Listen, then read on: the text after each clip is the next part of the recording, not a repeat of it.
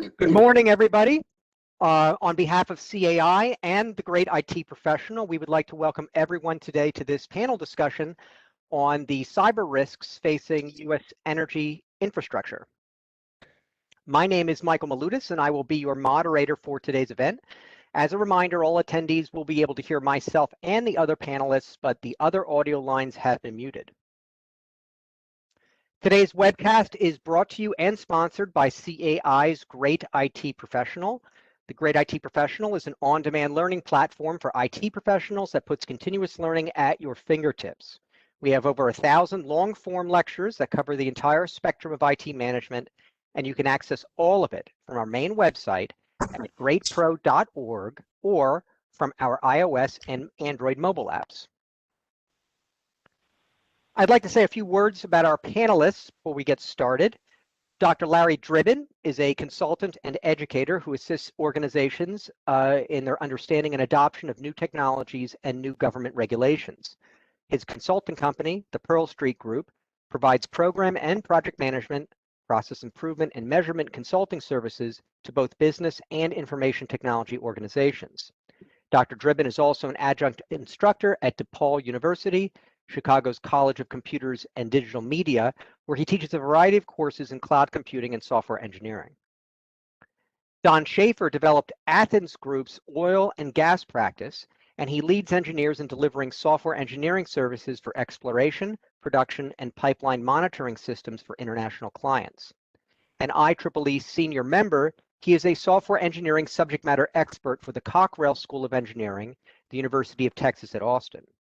Athens Group is available internationally to assist organizations that are struggling with securing their information and operational technology networks from cyber criminals. They have mitigated Stuxnet and internet trolls. Susan Parenti is a principal consultant at S3 Technologies and an adjunct professor at the University of Virginia, Post University, and Montclair State University. She's an author, mentor, and teacher focused on risk management, including IT security, traditional and agile project management as well.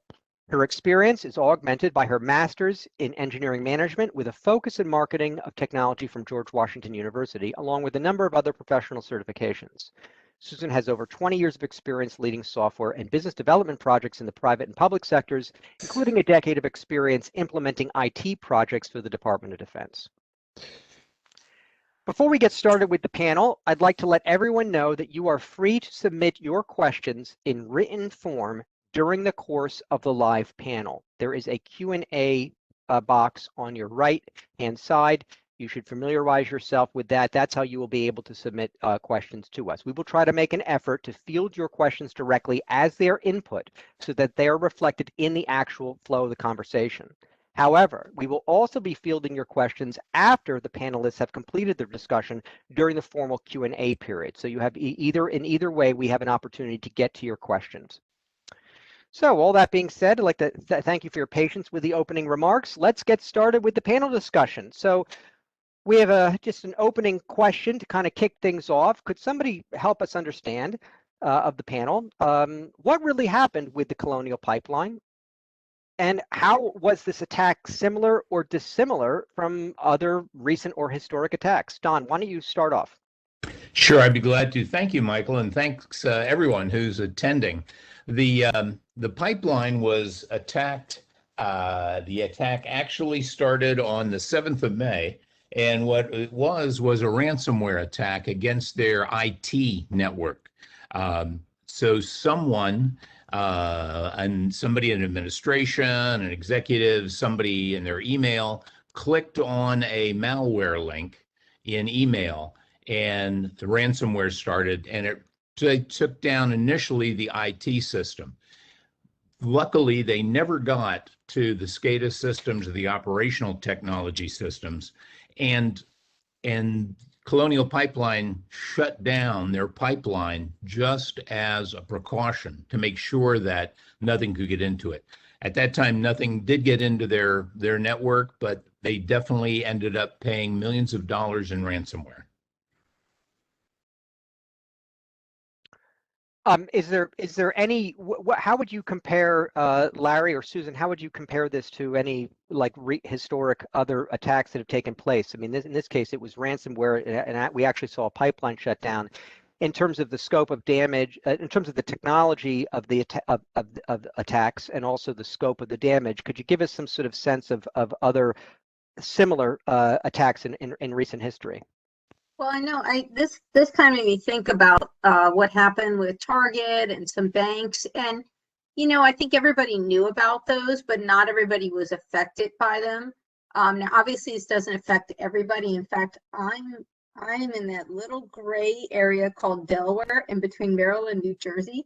So our pipeline was not cut off, so we we didn't have a shortage, but I won't say that we weren't impacted. And so I think that this had a greater impact on people. Also, if we think about, first of all, prices of gas went up for everybody, including in Delaware, even though we weren't on that pipeline, right? Because it's a perception factor. Also, we think about power, being out of power, being out of gas.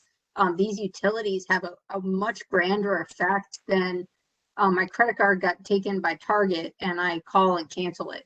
You know what I mean? So the impact to people in general, I think this was way, way bigger. I think more people felt this, and even people who were not on that pipeline, like myself, still felt the concern about, hey, this could happen to me next time. This could be me next time waiting in the gas line. And so I think that it was a much bigger deal for Americans in general seeing this than the Target or the banks, which are like a limited scope of people and a limited impact.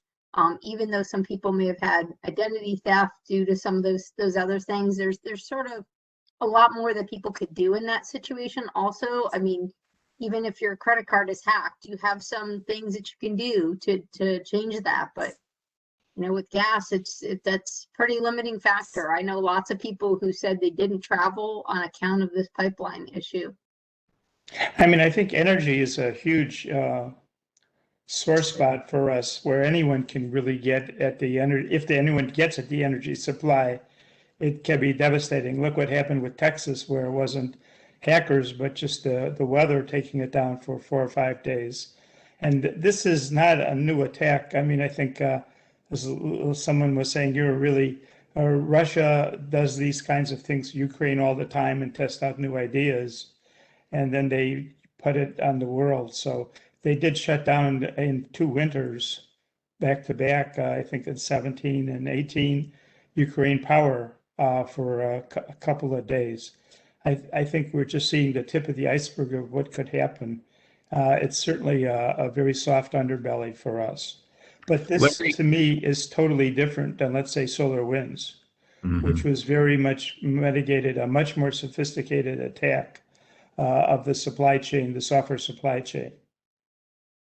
Yeah, I think that, Larry, is a good point that you mentioned Russia on this, because it was ransomware that the Russians had built that was used in the attack on the Colonial Pipeline.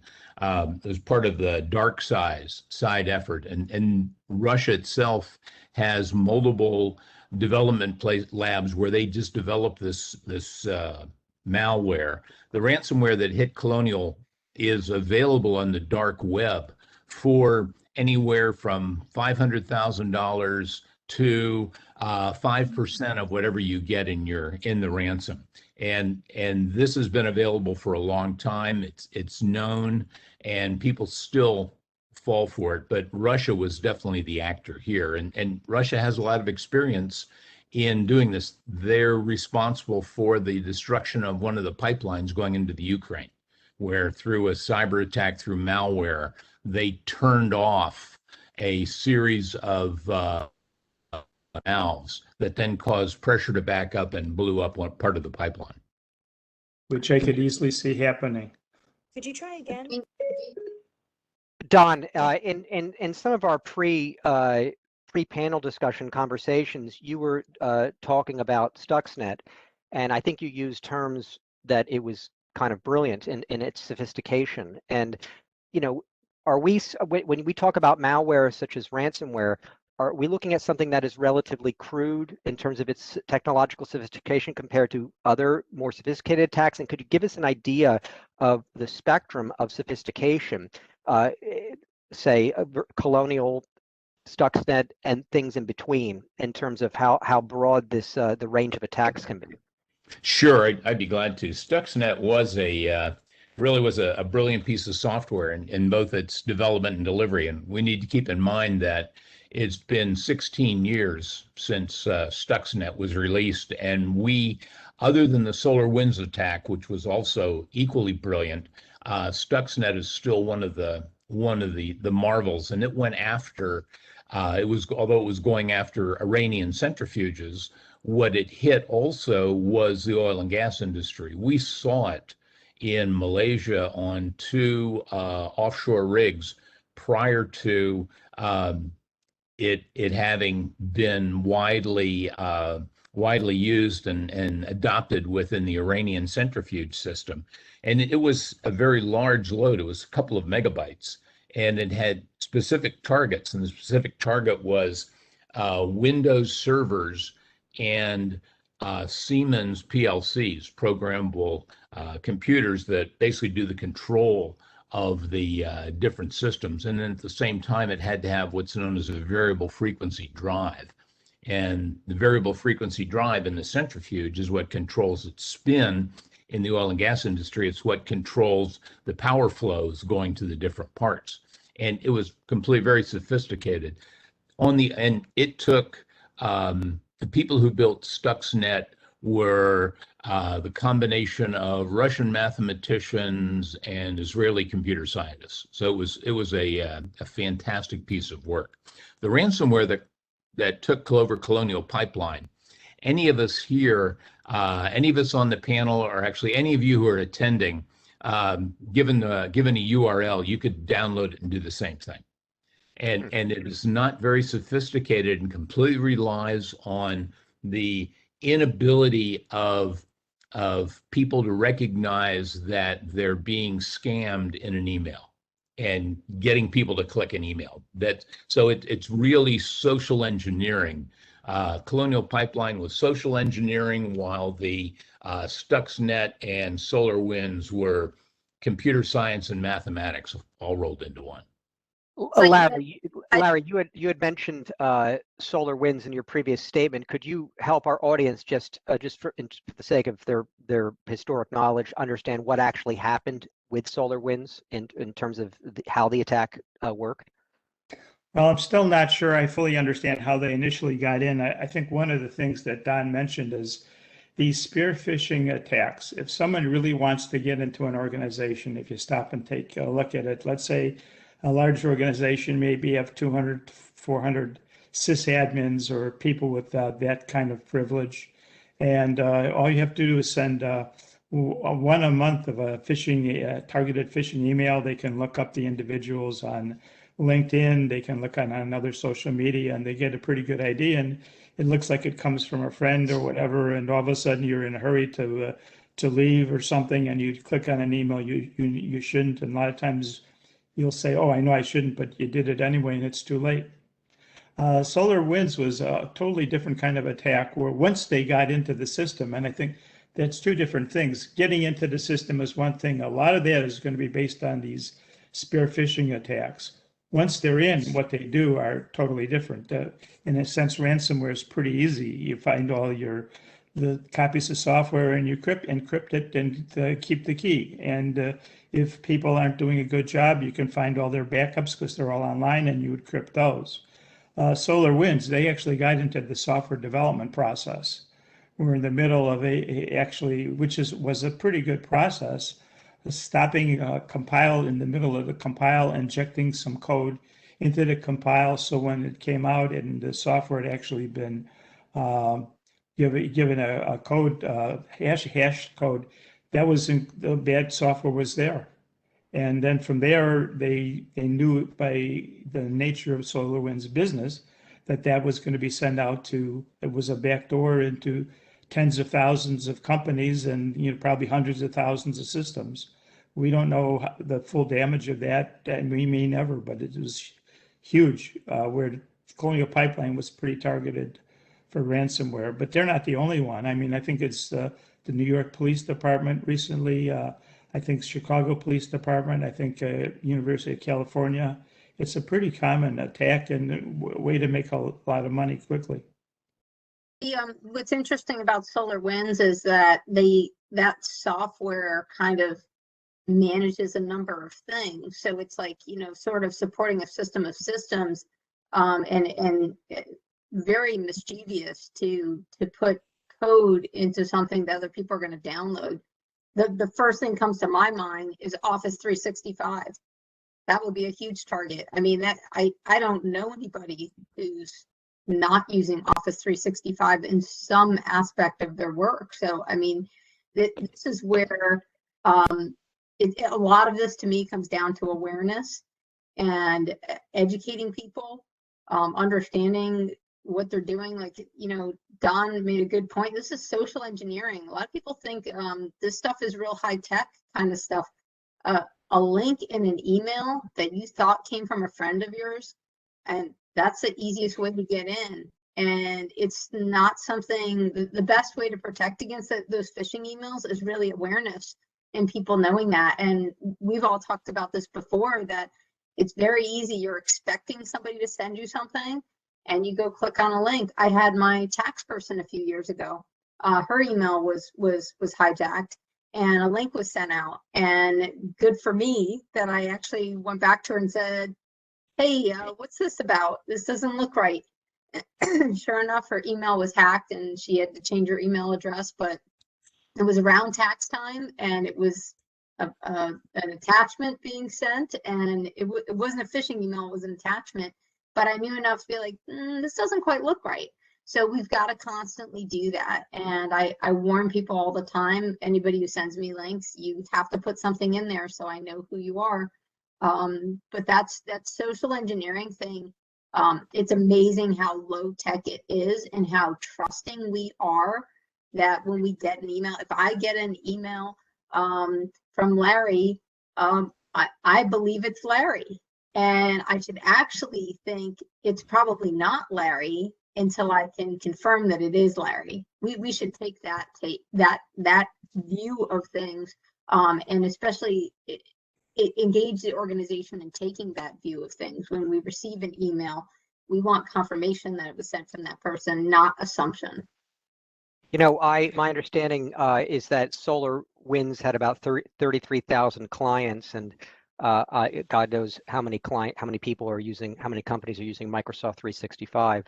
Clearly, if you're that type of business, that you're able to sort of that you're providing software updates to that many companies, you're going to be a target for this type of attack. But in terms of the energy infrastructure itself, or just the critical infrastructure in the United States, there are probably more malicious players, not just interested in ransomware, but perhaps just interested in doing as much damage as possible to the United States to try to bring things to a halt. That's a different type of risk. Could you give us an idea? I mean, energy infrastructure, when we talk about that, it's more than just pipelines, and obviously. Can you give us an idea of how broad this category of infrastructure is, both in terms of energy infrastructure and also simply critical infrastructure? What would, so that people could have an idea of how broad this target base is and how interdependent we all are? I think, Michael, when we look at where we are in the U.S. and we're vulnerable because a lot of times much of the energy sector tries to handle what we refer to as security through obscurity. They figure that it's so complex, no one's going to come and attack them. But unfortunately, you've got water supplies, you've got the electrical grid, you've got pipelines, you've got, you think of all the different types of, when we talk about what we call now the Internet of Things, everything that's attached to it, and you're talking about billions of pieces that are attached. So the internet itself is a vector for the attacks, but it's also part of the critical infrastructure. Denial of service attacks will bring down parts of the internet, will bring down major sections of the economy. The electrical grid is incredibly vulnerable from the point of view of it's used for it's hard to pretty much do anything without electricity, and even homes that I know of in the West, throughout the U.S., that are, quote, off the grid or never off the grid. Most of these people have a deal with the power companies that all the extra solar energy they generate during the day, they sell back. So they're still connected to the grid. It doesn't take much, and there have been a number of attacks, especially in California. California seems to be ripe for this because the Calpine networks have been overstressed because of all the fires, and they're going through bankruptcy, and some of the first things that go are security. So if you think about it, everything that we do, every one of us who's on this call is vulnerable because we're all using electricity, we're all using the internet, and we're probably using natural gas or some other type of fuel to keep our homes warm in the winter.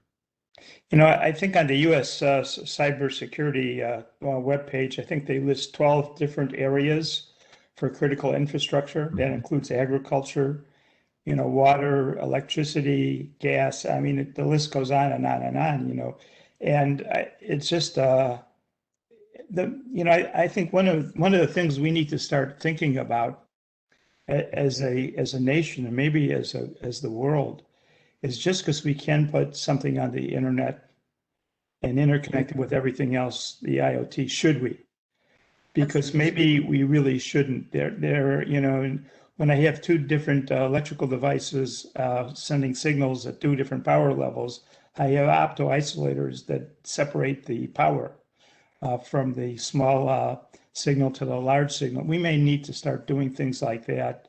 Mm-hmm. And what I'm going to use the term hacker tolerant software, about fault tolerant, but I think we need to be hacker tolerant so that you're going to assume you are going to get breached somewhere sometime, and you need to be able to come back and respond in a resilient way as quickly as possible. I think even in Colonial, I think, Don, you were saying that they actually paid the ransom. They found that the decryption was taking too long, so they ended up going with their own backups because it was a quicker process.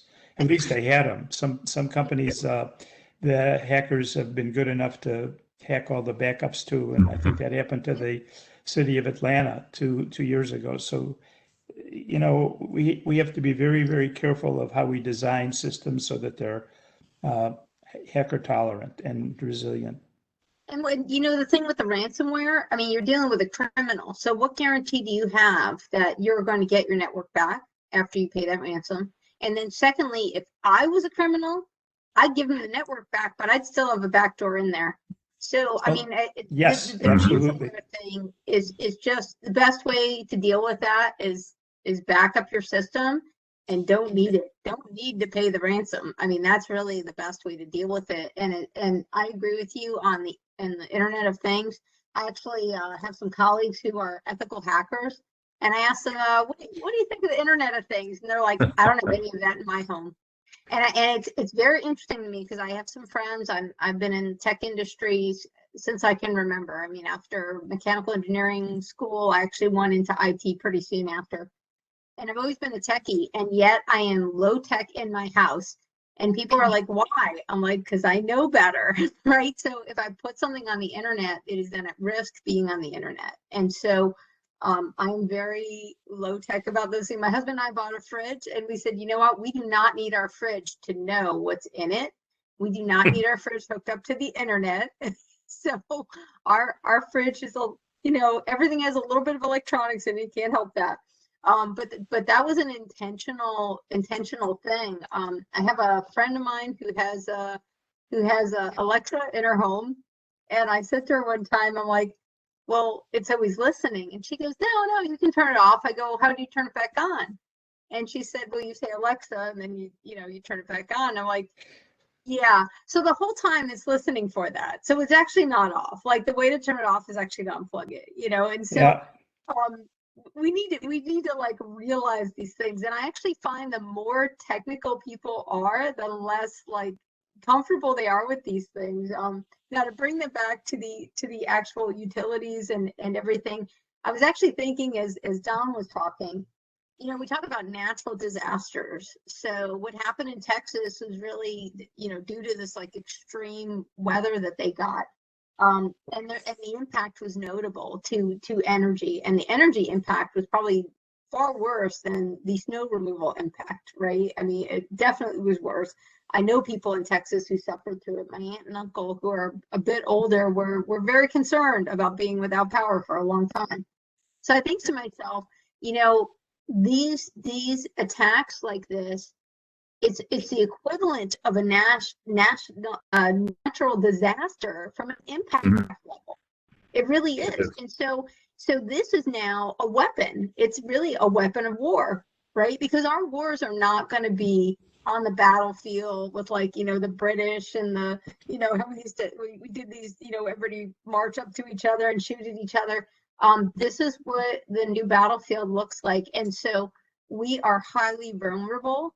And I know Michael's going to ask the next question. So like, what do we do about that? And, my take is awareness, redundancy. And I know Don and we discussed this before, a holistic approach. This is not going to be one simple solution. We got to look at it from all different angles. And this is really an Achilles heel for our country. And we need to take this as a wake-up call and have a lot more resiliency.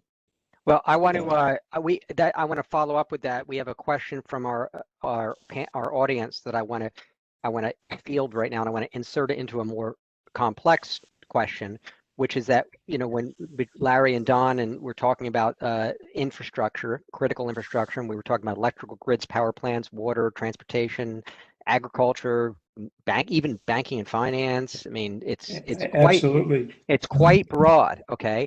And in light of this, and in light of what would be considered a national security risk that all this poses, in the sense that it can shut down, you won't have food on the shelf after a couple of days if you shut some of these systems down.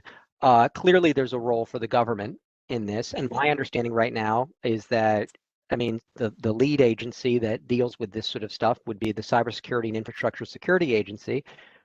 When Susan talks about national security, I start to think there's also a U.S. Cyber Command. I think FBI has InfoGuard and whatnot. There's also local, smaller, specific regulatory agencies, such as the FDA, FAA, EPA, which may have their own interest and their own authority in attacking these problems. But in sum, do you? And here's I guess the question from our audience member: Will the regulators and will our government kind of agencies that have responsibility for this, will they be behaving differently after these incidents that we've seen recently? Do you see them as currently being effective in their approach or ineffective in their approach? And is there any? Could you give us an idea of how they are addressing these challenges and how maybe effective or ineffective they may be in the way they're currently managed and operated? Yeah, my own view is I'm not sure this is going to make much difference. We tend to not invest in infrastructure. And I think there's a dialogue going on that needs to get real. And I don't know what it takes before that happens. I don't think this thing with the pipeline is enough personally, or even Texas. There's just too many false stories going around on what happened. The windmills caused the problem in Texas. That's not what happened. But I think it's a really complex problem. We try in this country to separate government from individual businesses. Colonial was a private entity. And I think how those all get organized together are different depending on the sector. The FDA has much more regulatory authority than, let's say, the areas in gas. So I think it's just a hodgepodge that we need to start looking at as a country. That means Congress needs to start talking about it, and not as my view or your view, but a realistic view to protect ourselves in all these areas. Let's say this happened in the middle of winter for 5 days without power in the oil. There would have been people dying from this in the East. And let's say they went after banking. When I was dealing with one bank, we were putting in a funds transfer system that transferred 25% of the transfers of the country. They said if that went down, we'd have taken the entire Fed system down. And we had backup after backup, dress rehearsals, trying things out in the middle, with live dress rehearsals to actually simulate it. How many times does that really happen for most companies? Not very often. And I think how we handle that is going to be key going forward. Unfortunately, I agree with you, Larry. I don't think that we're doing enough, and I'm afraid that this is not enough of a wake-up call. I mean, I would like it to be, but there's going to have to be some combined effort between the federal government and the private sector to support this. I don't want utilities to be, extremely over-regulated by the federal government. It adds a lot of bureaucracy, a lot of red tape, a lot of, just cost and then concerns about power and who has the power in the situation. I think it's going to have to be a combined effort. But it does concern me because I think that the people who need to be looking at this are just maybe a little bit too think it's untouchable, and I think that, like I said, this is a wake-up call. It should be a wake-up call, and I'd like to see things shift. From my experience working in the federal government, I've been a federal government contractor for well over a decade, and I'm not going to speak to any specific agency, but my experience is people are more focused in getting an authority to operate, keeping their systems online. What I say is having a good report card, so making everything look good. They're more focused on that than seeking out and addressing risks. Yes, they care about risks. Of course they do. They care about systems. They care about IT security.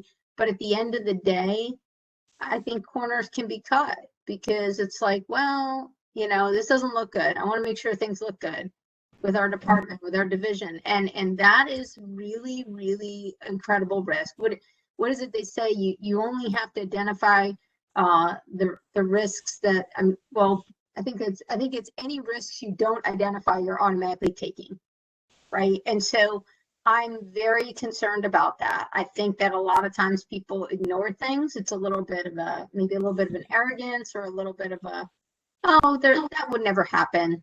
And clearly these things can happen. So I think awareness is a huge part of it. So, Michael, to make this unanimous, sorry everybody who's attending, but I think it's unanimous. None of us feel that the regulatory agencies are going to do anything positive, and I think that's just because of their nature. The one organization, the National Institute of Science and Technology, which used to be the National Bureau of Standards, NIST is doing an outstanding job in putting together ways to check on your cybersecurity, models for cybersecurity. They're doing a great job. I've been part of InfraGard, the FBI group, since it began about 15 years ago. And we were talking 15 years ago. I remember our first set of presentations we gave, we talked about the same issues we're talking about today, and nothing has gotten done about it. And I'll go back to one of the most horrible disasters we had was the Deepwater Horizon. If you remember that, where we lost all the oil in the Gulf of Mexico and everybody was up in arms and everything was going to change, was going to be great, wonderful. What ended up changing was there was a new set of safety standards for offshore, which everybody had been following anyway, and that was it. More different inspections for some of the blowout protectors. So that wasn't anything that could happen. I just want to say one thing about the freeze in Texas, and you can see the map up there, was everything, if you extend that red line straight across west to the Big Bend, everything north of that pretty much lost power. Why did we lose power? We lost power because our governor and our legislature, which is incredibly conservative, has said, we don't need no stinking help from any of these other states, so we're not going to be part of the grid. So Texas opted out of being part of the grid. So when everything went to hell in a handbasket, we didn't get any help from the other states because we didn't have anything in place to do that. No interconnects. No, at the time, during that, we were actually in Big Bend, the far western part of Texas. We had no trouble with our power because we had all the power. We were part of the grid through Chihuahua, Mexico. So we had all our power through Mexico, and we didn't have a problem. But the issue is one of, it's not the regulatory agencies. I think the regulatory agencies could do a good job if they were allowed to. I don't think politics, people are so busy playing politics that they've forgotten that people need to be taken care of, and we need to be able to monitor and regulate some of these things. And even if we were if Texas was part of the grid, let's go back and say what happened in 2001, where the entire East Coast lost power for 2 days? Yeah. And not much happened then either. We just have a tendency, and it's not just the United States. I think it's maybe part of the human nature to not invest in infrastructure. We'll rather get, the new pipeline than make sure the old pipeline works properly. And I think that's just a fallacy that as we get more things more connected, we're going to have to, as a species, take a different approach. We're not the only company that's been hacked. China's Facebook was hacked. They took 500 million accounts there. So this is a worldwide phenomenon. Russia developed some of the software, the Russian government, that they then sell to hackers. Outlook, I don't know if you're familiar, but Outlook, the web version of Outlook was hacked earlier in the year and taken down. And it was some issues Microsoft knew about. They were in the process of patching it. And 2 days before they were going to release the patch, the software was sent given to 10 different hacking groups. They all hacked at the same time and took many Outlook servers down. So this is just a problem that I don't know what it's going to take, and maybe it will never be solved. But hopefully it does. I have a quick follow-up question to something that Don had said. I know you're all unanimous in your lack of faith in regulatory agencies we've got, but Don did say that the NIST is doing an excellent job. Don, could you just, insofar as the NIST is responsible for standards, could somebody on the panel explain what they feel is the role of new standards or the creation of standards, presumably which would perhaps come out of the NIST, that might be able to address some of these risks? We did have an attendee that asked the question. They said, should there be a new standard, a reference to a new standard, something like COBIT? Is there any room for that? Is the NIST working on that? And why do you feel like new standards will make a difference? So I'll take that first, and I think all three of us are proponents of good standards. I think what NIST has done in their cybersecurity model, and it's a capabilities model for those who were familiar with the old capability maturity model, the Watts-Humphrey models. Well, these are follow-ons to that idea. I mean, having a capability maturity model for cybersecurity is important. So you can go back and you can give yourself a score. And most scores are pretty low, but you get places where you can improve. If anything, it's worth it just going on their site, downloading one of the models and answering the questions. It's all in an Excel spreadsheet. You get immediate feedback and you can see the areas where you need to have improvement. And I think that's one of the key things that we need to do as professionals, all of us on the panel, all of us on this webinar. We need to be the ones that go back and say, okay, I've looked at this. Here's what I think our vulnerabilities are, and we need to do something about this, something about X, something about Y. But having those standards is critical, and NIST is really the only one right now who's moving forward in that area where we've got standards that are available. And I know there's a number of companies out there who've taken those standards and remodeled them a little bit and sell them. Well, you can get them for free, and I think this is a good starting point for everybody. Is download that cybersecurity maturity model and take it, answer the questions. Yeah, I think Don, Okay. I agree. There's like this sort of cyber resilience. What is your organization's resilience? And that self-assessment is really the first step. And I know because I work with people who do independent verification validation, and self-assessment always occurs before that. So usually if you're good at assessing yourself, there should be no surprises if you have somebody else assess you, right? And that's really the goal, is to be able to look objectively at it and see, okay, where are we vulnerable? And then, I mean, that's step one. And then obviously you want to mitigate those vulnerabilities, but it again comes back to awareness. It comes back to self-awareness and making sure the organization understands where they're at. I will say, as far as the three of us agree that unfortunately we don't think much will be done. It's not that we don't want it to be done. We would love for that to happen. This is not a new risk. I wonder often if the government is too siloed, perhaps, in that,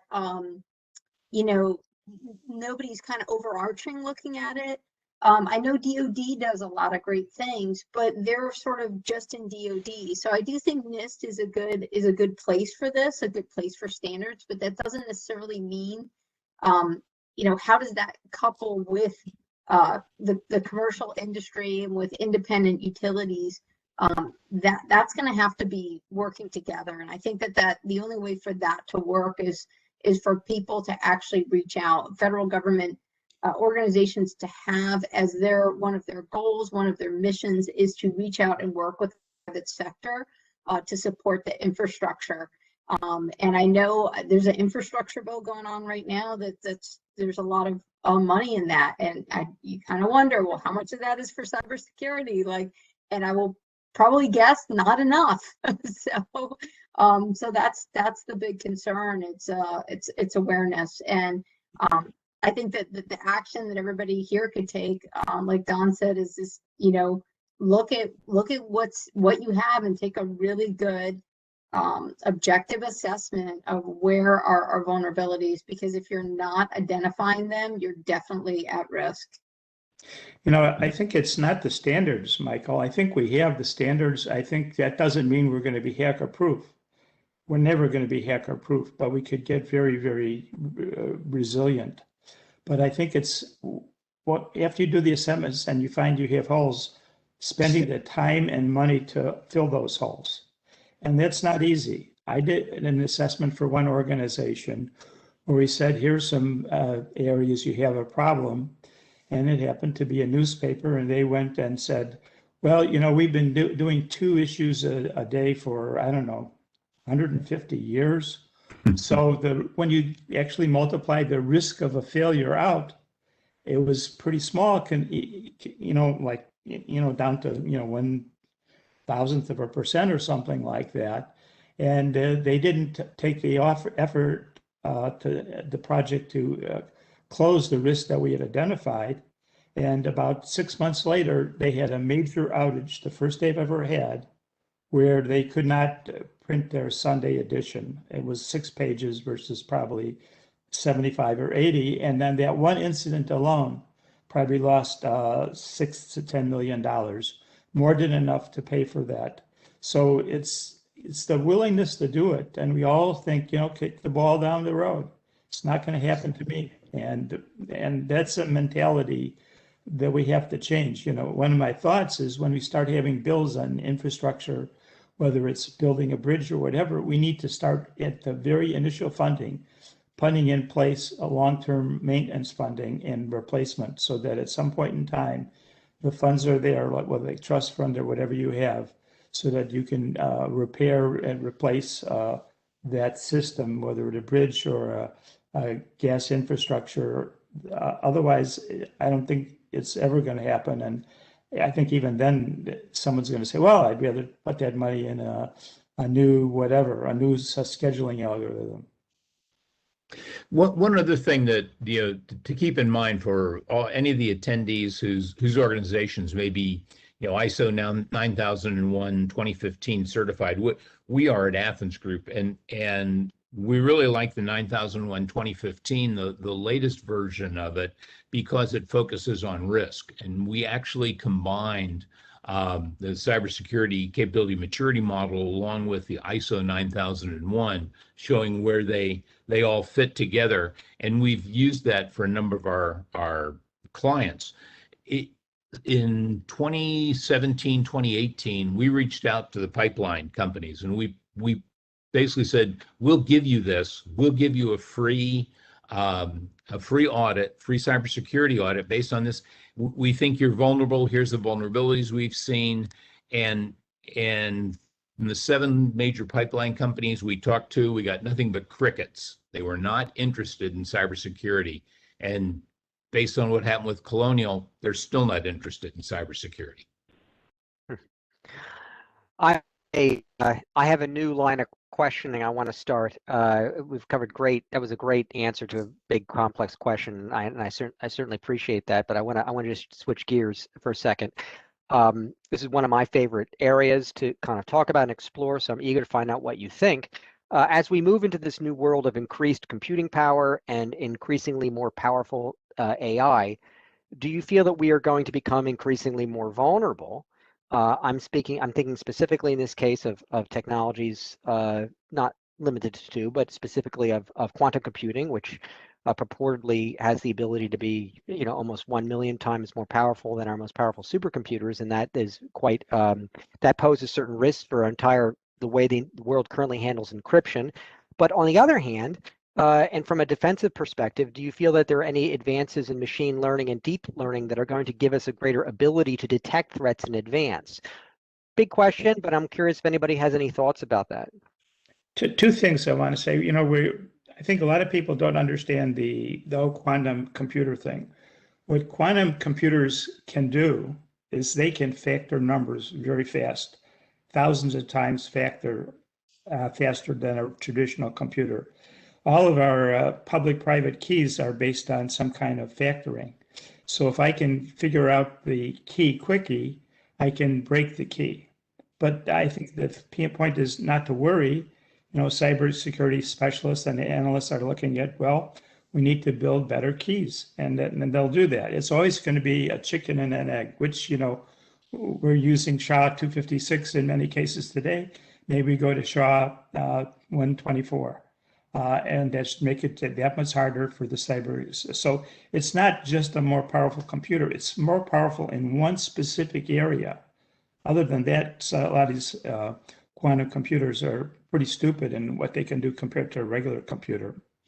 What was the second part of your question, Michael? The second part was, will advances in machine learning and deep learning actually give us a greater ability from a defensive perspective to detect threats in advance? Sure, better pattern recognition. When you have a situation, and as Don knows, a large organization can have millions of incidents a day happen, most of which are normal. Someone logs on, someone logs off. I print something.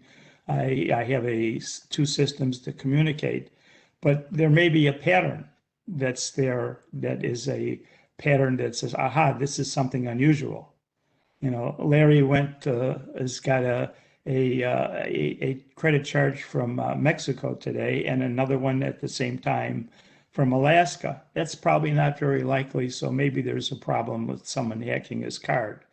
I think the machine learning, that they're very, very good at pattern recognition. They may not know all the patterns.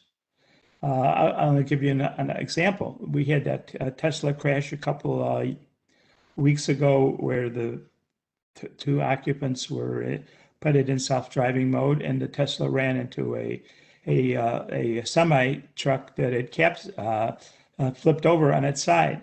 Well, when you put these models together and you have hundreds of millions of miles of models, driving models, how many times are you going to have a semiconductor that just flips on its side right in front of you?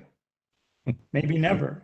I bet if we looked at the audience, that may never happen to anyone here, and we have probably millions of miles under our belt. So these models are only so good, and I think we have to just be realistic about that as well. They're not going to stop everything. Yeah, that's where that you can have sort of the fortress and everything locked down, and that phishing email. There's probably some security things you can do to just stop, providing all links and emails. Actually, one federal agency I worked at, for a while, that you could not have a link in your email. It would get blocked or removed, parsed out. That then becomes not workable in a technology age that we're in. You can't send people a link. I mean, even to like an internal SharePoint site, it was just removing all links. So that was not workable. So, at some point, it does involve people being educated, people being aware. This whole pipeline thing could have been stopped by somebody saying, this email doesn't quite look right. I'm going to go forward it to our IT spam department. Right? I mean, literally, I feel bad for the person who clicked on it, because we've all clicked on something we probably shouldn't have clicked on it. Maybe just the ramifications were so large, but this is why it's critically important.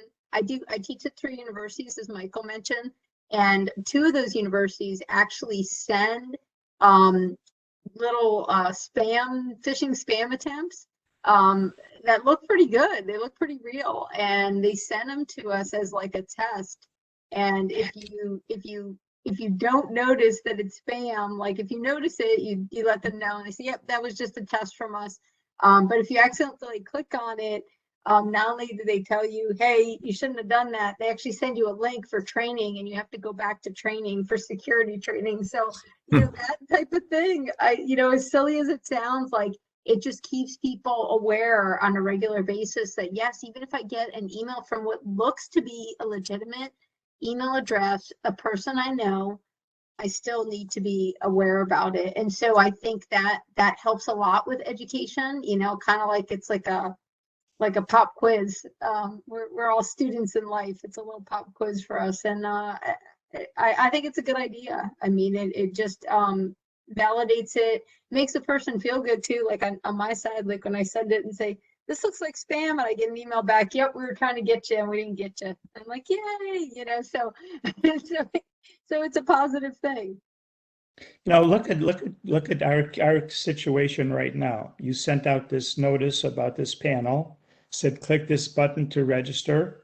Now let's say some hackers were looking and wanted to get into great IT pro. It would be very easy for them to say, well, he sent that out. I'm going to send a follow-up that looks identical. And believe me, with enough money, you can make it look identical and not have the common problem of, well, faulty English and things like that with a fake registration link. And there's more to it than that. Just because someone clicks on a link and they now get my password, unless I'm a sysadmin, that doesn't mean they have access to the system. There's more things that they end up doing with software from some of these industrial hackers to put software on there to go out from that little opening and get into the broader IT system, and from that into the sysadmins.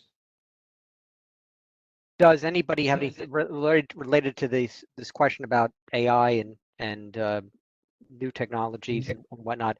Does anybody have any thoughts about 5G and what that's going to mean in terms of security issues if we are able to successfully move into this new 5G world? I think what 5G is going to allow is faster and more easily compromised users. Yes. I think it's just going to allow the hackers to get there faster and make it worse. That's a problem. Is there so what's your prescription? I mean, if that's inevitable, that we are moving in that direction, how do we need to think about this? Well, I mean, we've already said, with the Chinese company that makes a lot of 5G has back doors, front doors all over the place in some of their hardware. Maybe not intentionally or maybe intentionally. So that's a problem. We said we didn't want to allow that in the US, and then there was a big debate. I think what Britain said that they can't buy their equipment. It's a problem. I think, and Don knows this, we've got all these new technologies coming on from machine learning, blockchain, 5G, and there's a lot of hype. How great this is going to be. That's the plus side. On all these technologies, there's a double-edged sword. There's a minus side. And the benefits may not always be what they are compared to the dark side. I think we always have to look at that as the highest level and, again, have people take it seriously. I think one of the things Susan has mentioned is awareness, but I think where do we start? I think we need to literally start in grammar school and getting kids educated when they get their first tablet or computer, continuing to high school, middle school, high school, and college. I think every course in college should be a requirement in every discipline, a cybersecurity education course. Yeah. We need to get there. Larry, I agree with you. I mean, somebody gave me the visual of, would you hand your teenage son or daughter keys to your car and a bottle of alcohol? And that's kind of what we're doing in cybersecurity. And and a lot of times it's because parents don't even realize it. I think it needs to be an elementary school education, and I mean, probably easier to get it in the college level, because it's probably easier to spear that change first, but it definitely needs to be out there. One thing I wanted to point out that you just mentioned there, Larry, that made me think of this, federal government contract work, the laptops, government furnished equipment laptops, they must be, all parts of that that laptop must be made in the US, right? So I find it very interesting that the government takes that stand, but yet the 5G network, I have a problem with us not, let's create our own 5G network if we want to create it. Why are we using a network from a country that, you know, has something to gain over taking data and taking information? And so I find it very interesting that as a federal contractor, there are certain things that you see as a contractor that don't seem to hit like the mass populace like that. I can tell you my computer was made, parts of it were made in other countries. I know that, my personal computer, but I know that my government furnished equipment was not. So it's fine then to be curious that the government doesn't want to purchase equipment made outside the country, but we're okay with a 5G network. Does that strike you? So I think, I agree with you, but Michael, one of the answers to your question too is the companies who are going to profit from 5G want broad acceptance. And to get broad acceptance, they want to make it as easy as possible to get on their networks. An example is, back in the late 90s, early 2000s, when WAP came out, the Wireless Application Protocol, and Nokia was the first one to have it on their handsets. I had a Nokia. I got online. I downloaded their development kit. I installed the wireless protocols onto my Nokia, and then I had it dial all the numbers that I had in my contact list. One of those numbers was Motorola's back-end test that had Hewlett-Packard WAP-enabled testers. And they had sent all those testers out and all the wireless routers out with the ports open and unblocked so that people would adopt their use. And within less than half an hour, I could see every piece of silicon that was going across those testers, which Motorola was a client of ours at the time, and we called them immediately and explained to them how to lock down their wireless. But that's going to be the major, anybody who's in the business wants wide adoption, and those are going to be wide open for months. I can tell you, Don, that reminds me, when I've done education, there are so many people who do not realize that if you use the free Wi-Fi network in your hotel at the Starbucks, that it's like, I mean, do you go in there with your taxes and sit there with your paperwork out in front of you and your social security number, all your private, would you sit at a Starbucks like that? No. But yet people are getting online and doing banking. I mean, I do all my banking online. My mom thinks I'm a little crazy. She's a little old school about that. She likes to go to the bank and get the slip.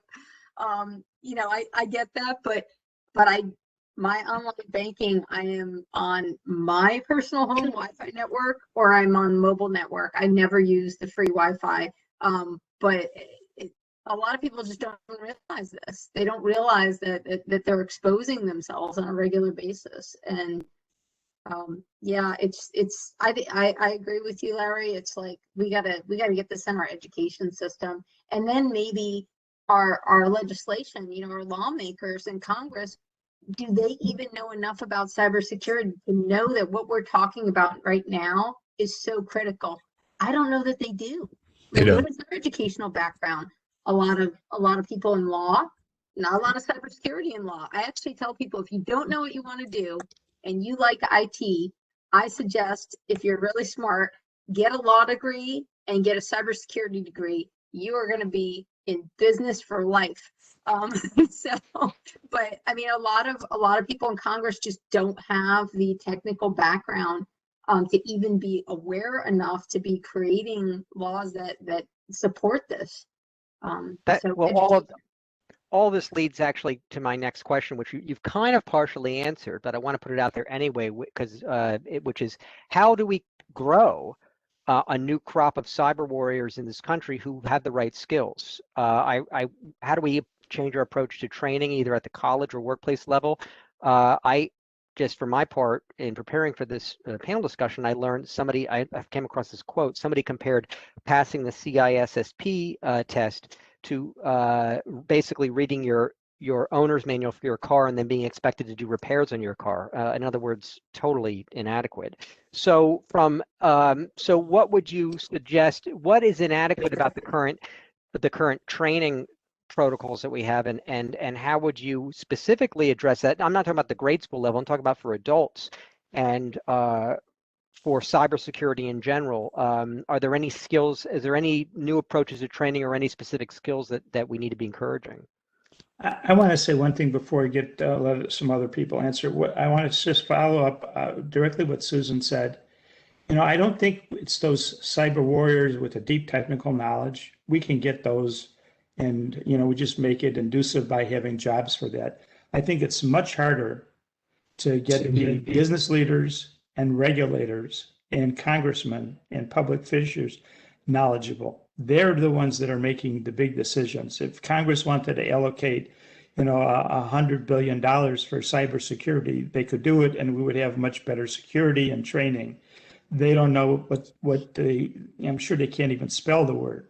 And I think that's the problem, is how do you educate those people? And do we have to start in grammar school and wait 2 generations till they grow up and they're the CEOs of tomorrow? Will we make it that long? I don't know. See, I think, and I'm going to take an opposite view. I don't think there's any hope of us fixing Congress. And I think that the three of us, have been in and out of academia enough to know that academia doesn't always work. My approach would be I would convince Elon Musk and Jeff Bezos to require that if you want to use Amazon or you want to use anything that has to do with a Tesla, you've got to have this level of cybersecurity knowledge. And that's it. So that would get just about everybody in the world who shops on Amazon.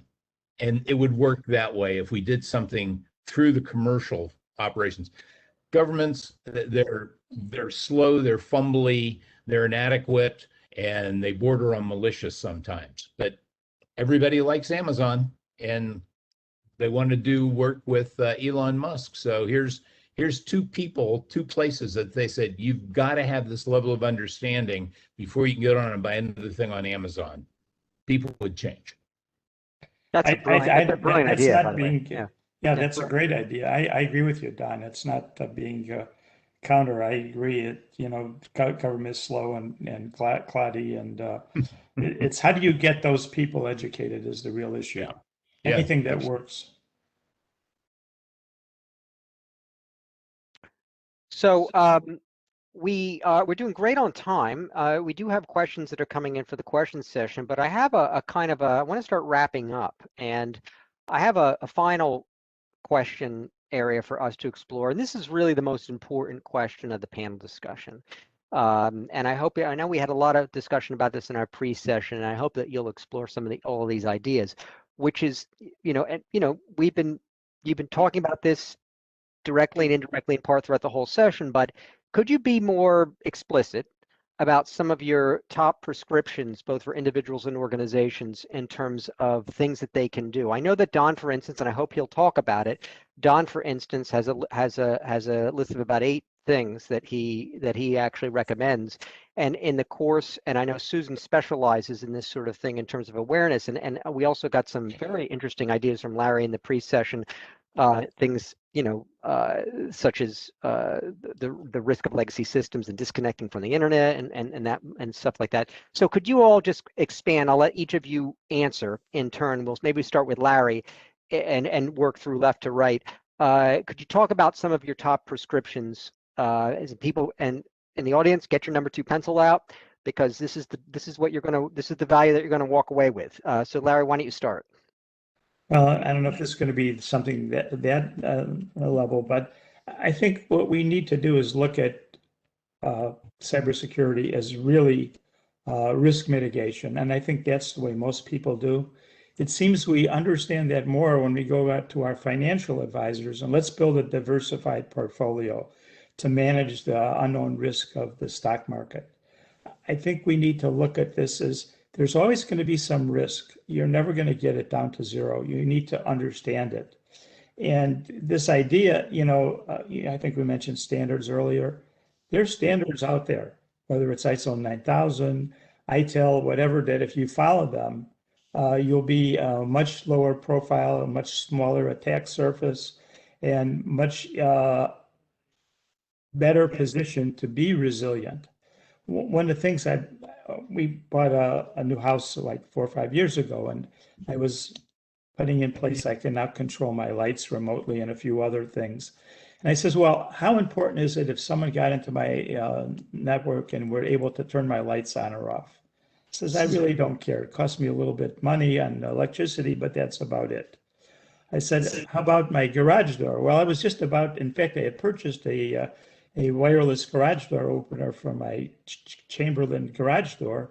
And there was an article in one of the IEEE software magazines that the fellow had talked about the Chamberlain garage door and said how buggy it was and how he was working with them to improve the security. I immediately refunded it and says, I'll go without an automatic garage door opener. I think the key is we need to get everyone much more aware. And I think whether it's Jeff Bezos, it's doing it in grammar school.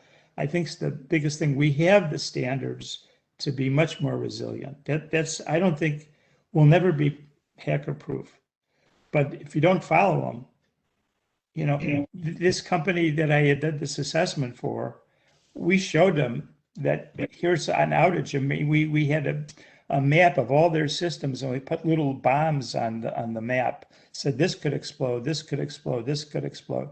And they said, well, we haven't had an outage in 150 years. Why do we want to spend money on it now?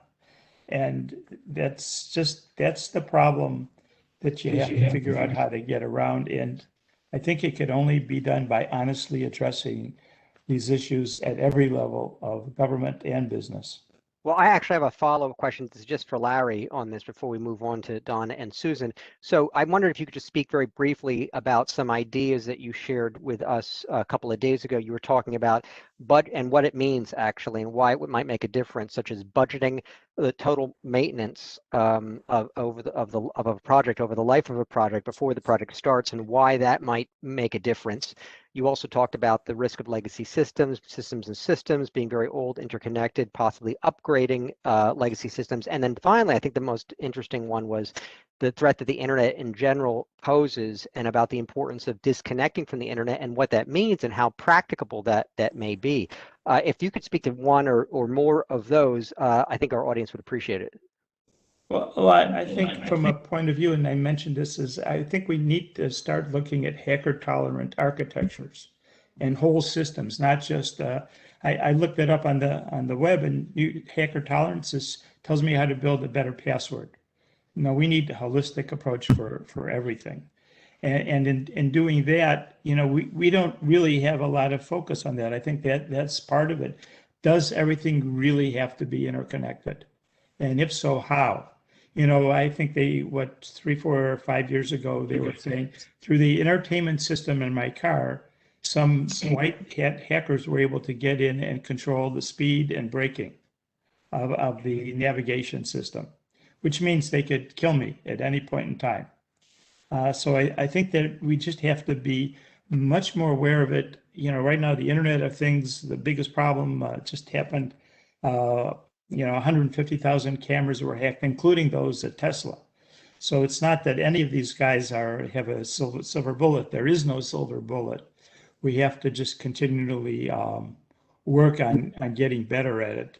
And two things. One is that put the budget in for maintenance and replacement at the same time you put in the budget for new. And no one's going to want to 100% do that because it means less money for new. The other thing in doing a lot of project prioritization schemes for companies is we tend to not invest in infrastructure. And I think at the highest levels of companies, strategy-wise, you have to have a budget for new and operational and a separate budget for infrastructure. And if you can do that, then you always should be money to improve the infrastructure, constantly be improving. And if you're not, then you're always falling behind. Great, excellent. I want to move to Susan now, and Susan, if you could speak to this question of prescriptive approaches. I know in our pre-sessions you had brought up two interesting ideas. One was about redundancy, and one was about changing security protocols often. If you could speak to either of those or both, and possibly some more, if you'd like to, the floor is yours. Okay, thank you. Yeah, so much to say. It starts with identifying risks, identifying your vulnerabilities, doing a fair assessment, incentivizing the organization, incentivizing people in the organization to have good security awareness. Education is a huge part of it. I can't kind of let things go without that. I think education is a primary thing. I think there's many places to tackle that, but to make it kind of surmountable on your team, if I don't know who our audience is, but I imagine there's some people who are program managers or directors, department heads. Do it in your organization. Don't wait to get permission. To me, showing up with a risk mindset is a priority for all of my projects, for all the work that I do. Even if I don't get support from the top for doing that, I always want to be mindful of that. We do have some good standards out there. IC2, ISACA, NIST, as we've mentioned some of those. Certainly use what we have there to support that, to use it for education, use it for tools. Really to take things seriously. Make changes. So I know I mentioned this before. We want everybody wants to get a good grade on a report card, but do we want to actually do the work, right? So it's kind of like I have a friend who's a personal trainer, and I can tell her, hey, I want it to look like this. I want to be in shape. I want to look a certain way. Okay, great. So are you willing to do the work to do that? So the same thing happens with cybersecurity. You got to do the work to get in shape. Part of that is telling yourself the truth. You don't tell your personal trainer, oh, I eat right, I eat perfectly, when you're eating Twinkies and Oreos. There's a reason that things show up the way that they do, right? So those are some things to keep in mind. Redundancy, absolutely. For utilities, I think that could be a bit more of a challenge, but even in this discussion, we alluded to, Texas maybe had opportunities for gas and electric redundancy that might have helped them in their situation. Redundancy is definitely important. The other thing you mentioned, Michael, that I do like to emphasize is changing security strategy. So I did some work at the Pentagon years ago, and one of the things I noticed is that the security for getting in the Pentagon always seemed to be changing. I didn't know if that was unintended or not, but I think that it was very wise. I think that if you change the security protocols, You make it more difficult for the everyday user, but you also make it more difficult for the hacker. So it is something to be aware of. Even ourselves personally, you know, what do we do every day? What's our normal mode of operation? Maybe we change things up a little bit when it comes to security. There's some habits that we often have, and our bad habits are really a place for vulnerability. So changing things up, I think, is also important. Changing how security is done, at least for physical security, is a huge thing to do there. They do say that insider threats are the cause for, or are related to most breaches. So that could be somebody clicks on that email link. It could be a malicious person inside the organization who's vengeful for the organization, right? So we don't want to underestimate the impact of the insider threat. So this pipeline was, even though it came from the outside, it was facilitated by an insider, even unintentionally. So that actually is not good news, but it is good news in a way, because it means we can actually do something inside of our organization. If the people in our organization are the ones that are percentage-wise mostly related to threats that actually occur, breaches that actually occur, and create problems, this is something that could have been stopped. That doesn't mean they wouldn't have found another way in or another way to attack. But all you can do is be better at it.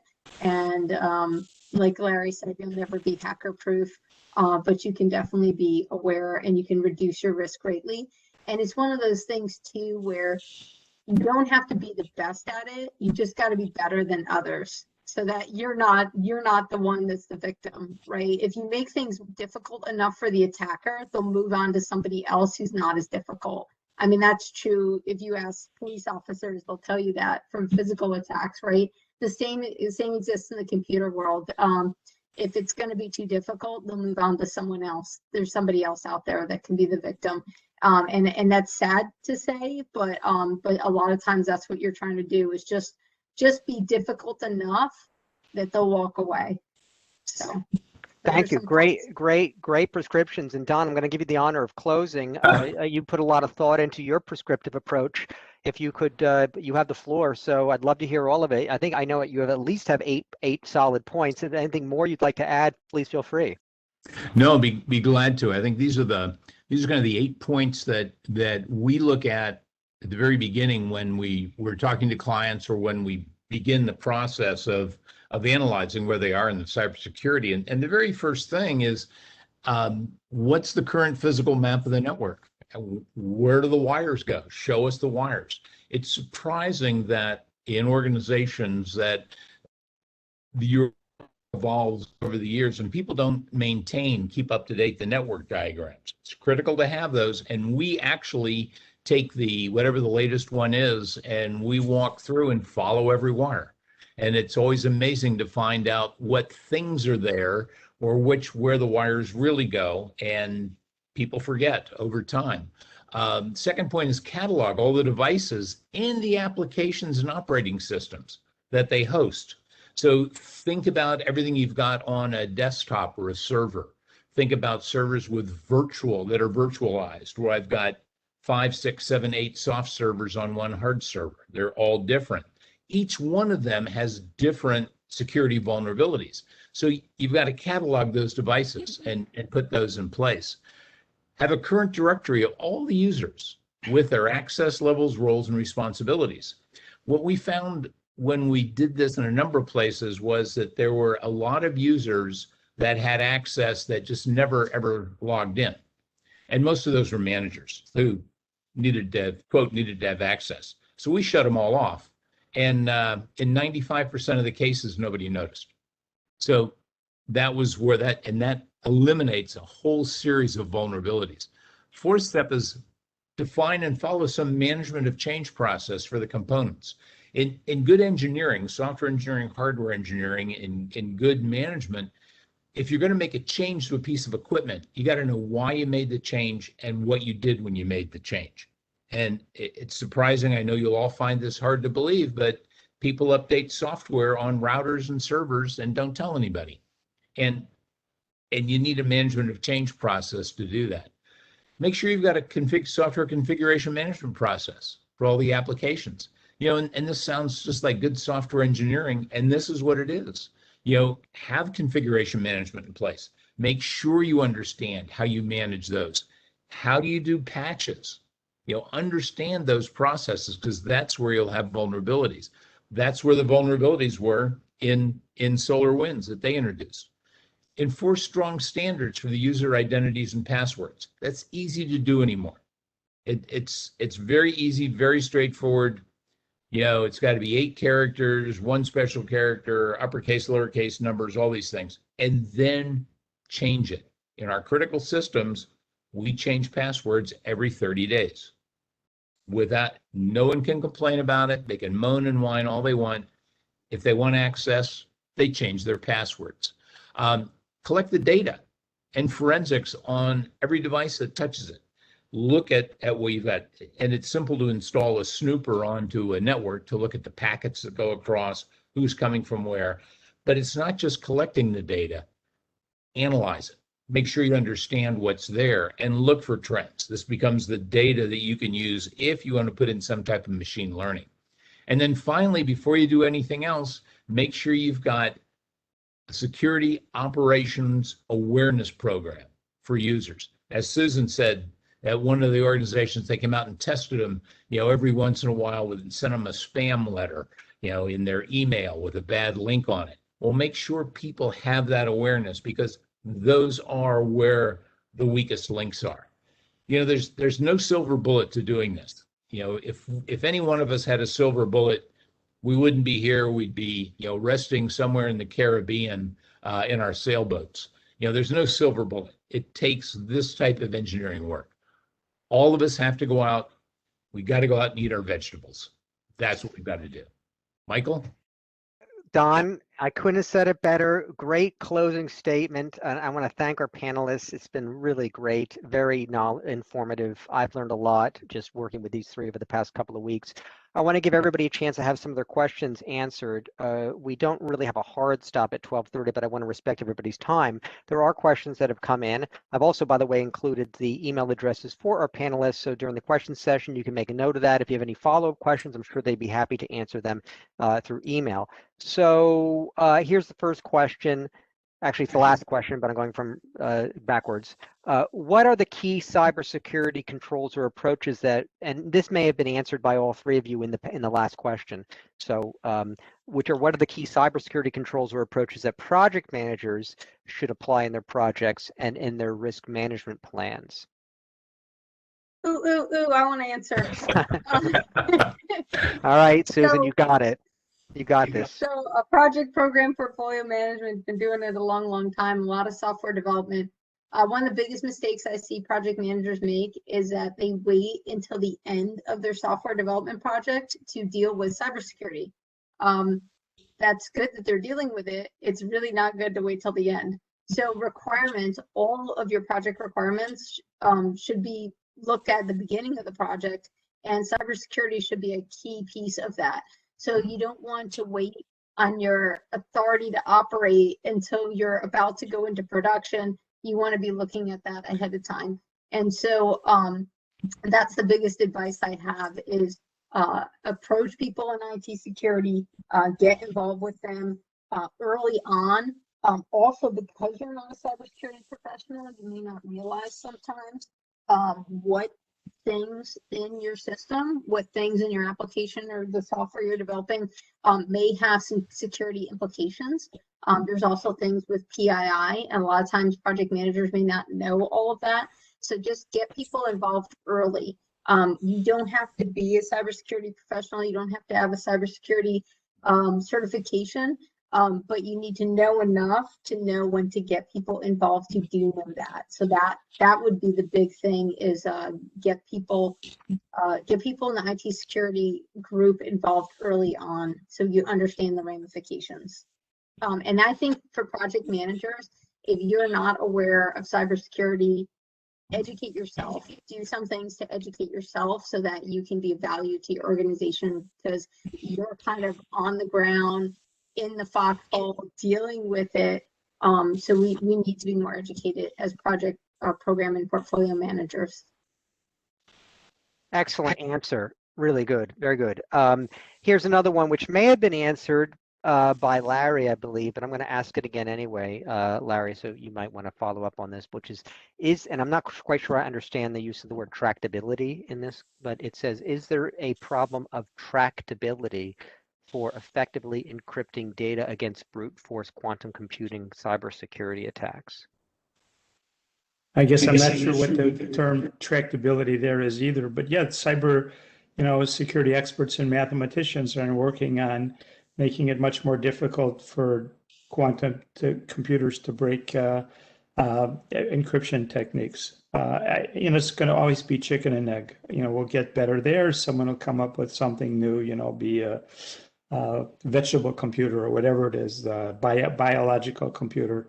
And then they'll have to figure out new ways of doing it. So I think one of the things, and I just realized that here, there are a number of organizations that I'm in where I've been, have to take diversity training or ethical training.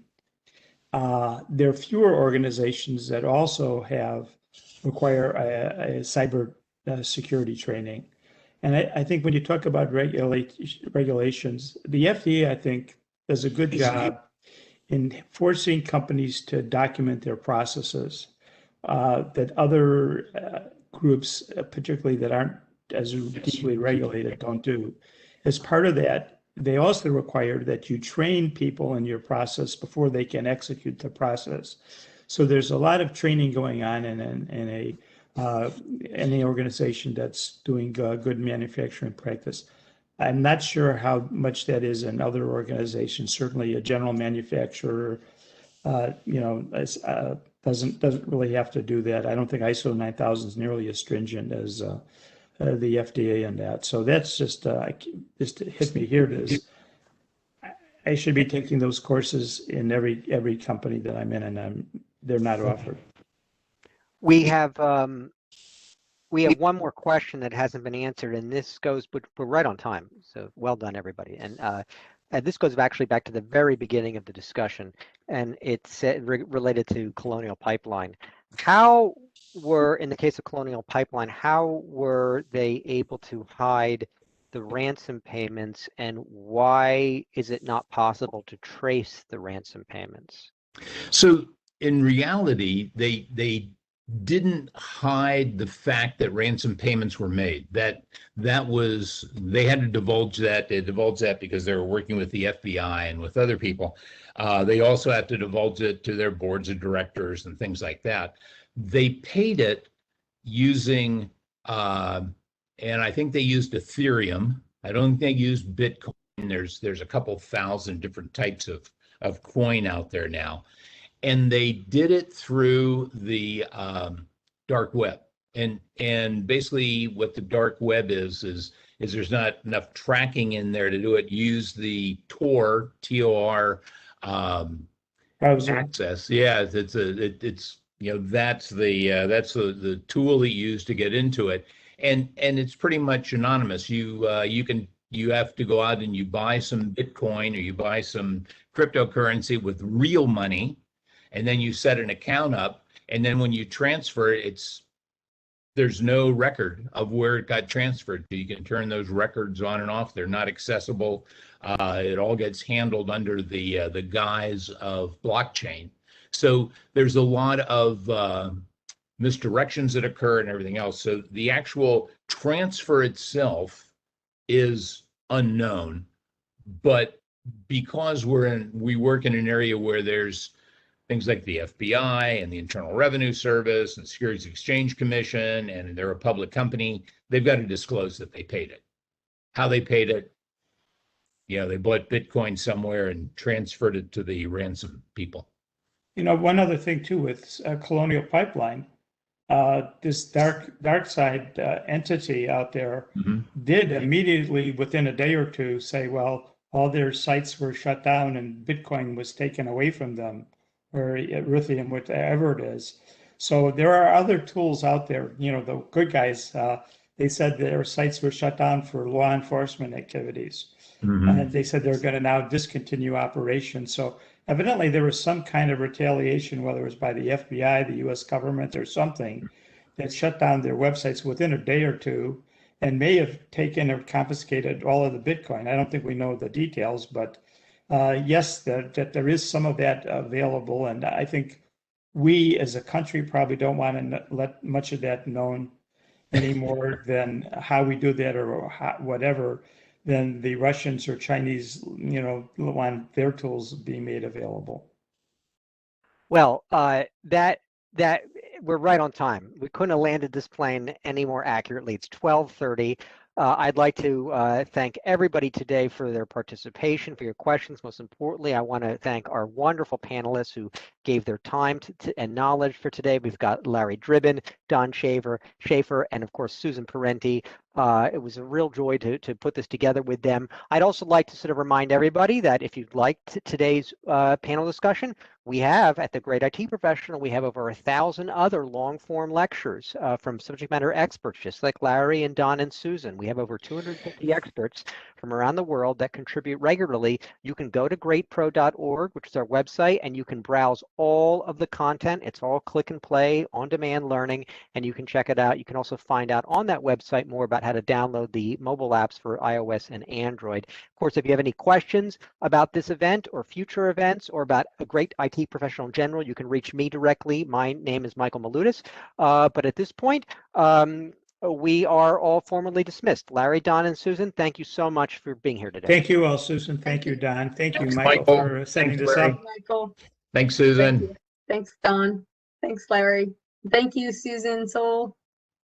Yes, thank you, Susan.